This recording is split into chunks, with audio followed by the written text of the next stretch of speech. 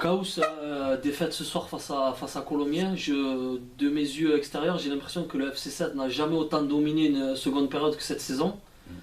Mais malheureusement, une inefficacité offensive récurrente a tout détruit, quoi. C'est sûr, en plus, bon, on a fait une entame de jeu un peu timide. Et puis après ce but, on réagit bien, on domine pendant quasiment la totalité du match. Mais en ce moment, on a un manque de réussite dans les cages qui fait que on n'arrive pas à faire de résultats. J'espère que ça va tourner lors des prochains matchs. Il va falloir être solidaire, ça c'est sûr, et retrouver cette efficacité parce que sinon ça va être difficile. On sent une équipe vaillante sur le terrain, entreprenante, hein, mais il y a toujours cette inefficacité justement dont je parlais.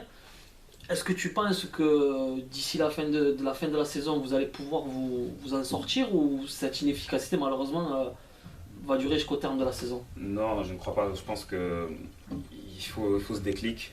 Il faut que ça arrive, une victoire. Ça peut tout relancer.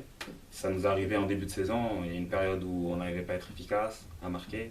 Et on ne faisait pas de bons résultats. Puis tout d'un coup, il y a eu ce déclic. On a réussi à enchaîner une victoire, deux. Puis après, ça allait. Mais là, on retombe dans nos travers. Voilà, il faut continuer à travailler, espérer que la situation s'améliore. Et voilà, je pense que la chance va tourner. Il y a la qualité. On l'a bien vu sur ce match où on a dominé. Colomiers est pourtant troisième du championnat, ils n'ont pas pris le football. C'est vrai que dans le jeu, ça t'est solide. Hein. Ouais, c'est sûr. À Rodez, c'était pareil la semaine dernière. On a dominé une bonne partie du match, mais voilà, en ce moment, on a du mal à concrétiser nos occasions. Et pour terminer, d'un point de vue personnel, tu as beaucoup galéré la dernière année. Ouais. Tu reviens petit à petit. Comment tu te sens, toi? Là, je sens que les sensations reviennent, la confiance revient petit à petit. Et dans la tête, hein? Dans la tête, ça va. J'ai retrouvé le moral. Ça a été difficile pendant quasiment un an et demi. J'ai eu ma blessure à la cheville. Puis quand je suis revenu, c'est le genou. Voilà, c'était très très compliqué. Mais voilà, heureusement qu'il y avait des gens autour de moi qui m'ont quand même encouragé à ne pas lâcher. Et là, je suis content de retrouver le groupe. Et j'espère pouvoir apporter dans cette fin de saison, donc, qui est importante pour le club. Et voilà, d'un point de vue personnel, c'est sûr que ça fait plaisir de rejouer. Merci à toi, Kaos. Ouais. Merci. Jean-Luc, qu'est-ce qui prédomine comme sentiment à la fin de cette rencontre? Une grosse frustration et une grosse déception, vu la débauche d'énergie dépensée par les joueurs, les occasions qui auraient peut-être mérité d'aller au fond, de perdre cette partie. Sur une demi-occasion, ils ont réussi à marquer un but. Donc vraiment, c'est dur à accepter, mais bon, c'est la loi du football. On a pas su, nous, dans nos temps forts, et de mettre nos situations au fond. Donc ce soir, on est vraiment frustrés et déçus de ne pas avoir au moins, dans un premier temps, égalisé, peut-être remporter la partie, mais bon, au moins égalisé sur la vue de la deuxième mi-temps, on a eu 5-6 situations de but. Qu'est-ce qui domine justement ce soir? C'est cette fameuse frustration où il y a quand même des motifs d'encouragement, des motifs d'espoir pour la suite? Tu sais, quand tu perds, tu essaies toujours de trouver du positif. Et moi, ce soir, malgré qu'on ait perdu, ce que j'ai eu à son, la deuxième mi-temps, vous avez montré, déjà après le but, au bout de la 20e minute, on a commencé à sortir un peu plus, avoir 2-3 situations en première mi-temps, bon, pas d'occasion, mais de situations de but. Par contre, en deuxième mi-temps, j'appelle ça des occasions, des ballons manqués. Je vois encore la tête de Leroy sur le gardien, il y a un peu de boum, à 5 mètres des barres, le ballon vient dans les pieds, il la met à côté. Je vois bon, le centre de Geffrey, des fois, les centres, ça va, il y a manqué, ça va sur la transversale. Je vois la super action menée à 4 avec Gély, Jansel, Kaous qui donne au petit Chalut qui venait de rentrer. Bon, il était peut-être pas assez chaud, c'est une situation de but. Je vois Michael Nexon à 6 mètres des barres, demi-volée, mais à côté. Jusqu'à maintenant, on n'avait pas eu autant de situations et d'actions de but. On avait des regrets parce qu'on ne faisait peut-être pas les résultats qu'il fallait, mais là aujourd'hui, vraiment déçu parce que sur le contenu, je pense que, mis à part cette demi-occasion qu'on n'a pas su gérer, ils ont réussi à marquer et malheureusement, nous on perd le match et eux ils partent avec les points. C'est de la maladresse ou de la malchance, toutes ces occasions ratées? Moi je ne dis pas de malchance, je dis surtout de la maladresse, parce que quand il y a 5 mètres des barres, une reprise de volée, bon Leroy, c'est pas pareil, c'est sur le tête à 3 mètres des barres, il continue sa course, le ballon revient dans les pieds. La situation du petit Quentin Chalut, il rentre en cours de match, il était peut-être pas chaud pour finir l'action, mais je pense beaucoup plus de maladresse parce que la chance, il faut la faire tourner de son côté. On a poussé au maximum, mais après c'est la maladresse. Quand il est dans les 18 mètres, à un moment donné, il faut arriver à concrétiser. Eux, sur une action, une demi-action, je n'appelle pas ça une action, un renvoi, le gars il arrive à contourner notre défenseur, une frappe qui fait 3 rebonds et qui arrive à aller au petit filet. Le football est bête des fois, mais bon, une demi-occasion, ça suffit pour l'équipe de Colomiers à partir avec la victoire. Et dernière question, Toulon, le LAS a gagné, Tarbes aussi a gagné. Ouais. Est-ce que vous pensez que le maintien va se jouer lors de la dernière journée dans un match couperé à Francis Turcan à Martigues?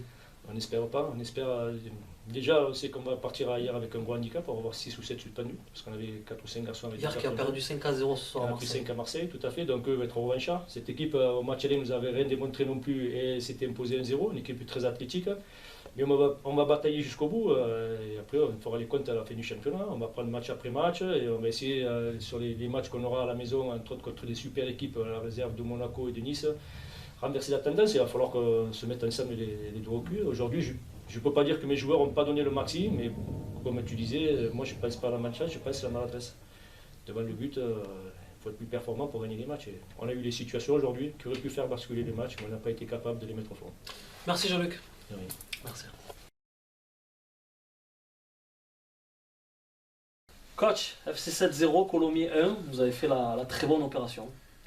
Ouais, on continue le chemin. Après, c'est vrai que ça fait quand même sur 12 matchs, une défaite en 12 matchs. C'est un ratio 7 victoires, je crois 4 nuls, une défaite. Donc on fait un très bon parcours. Surtout avec une équipe très très jeune, avec encore un 98 qui est rentré à la fin. Des jeunes qui sont avec moi depuis de nombreuses années maintenant. Donc voilà, c'était un contexte particulier parce que je sais que 7 jouait une partie importante pour son maintien aujourd'hui. Une équipe du Sud, comme on dit chez nous, qui a mis tous les ingrédients pour un match du maintien avec beaucoup d'engagement. Voilà, on a eu la réussite de marquer, mais je pense que sur nos 15 seules bonnes minutes du match.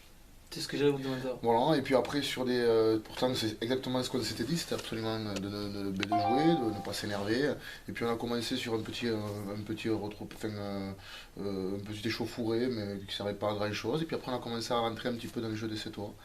Et puis assez logiquement, puisqu'à chaque fois qu'on fait ça, on perd un petit peu le fil du match. Donc je trouve qu'on a perdu un peu le fil du match, en tout cas par rapport à ce qu'on propose d'habitude au niveau du jeu.